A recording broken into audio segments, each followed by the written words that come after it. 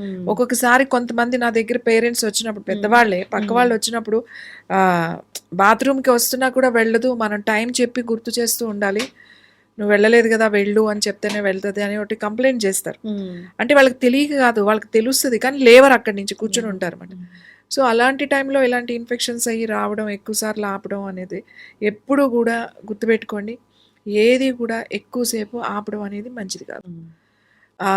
మన దగ్గర ఈ ప్రాబ్లం ఏంటంటే ముందుగా ఎక్కడికైనా వెళ్తే టాయిలెట్స్ ఉండవు. హ్మ్. ఇప్పుడు చాలా బెటర్ అయ్యాం మనం.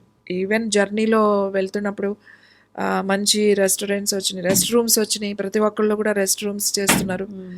ఈవెన్ మనం పే చేస్తే పెయిడ్ రెస్ట్ రూమ్స్ వచ్చినాయి హ్మ్. హైవేస్లో కానీ ఎక్కడైనా. ఇంతకుముందు అసలు అది ఏది హ్మ్. ఎక్కడుందని ఏదైనా అప్పుడు మేము కూడా డిస్ట్రిక్ట్స్కి తిరుగుతూ ఉంటాం.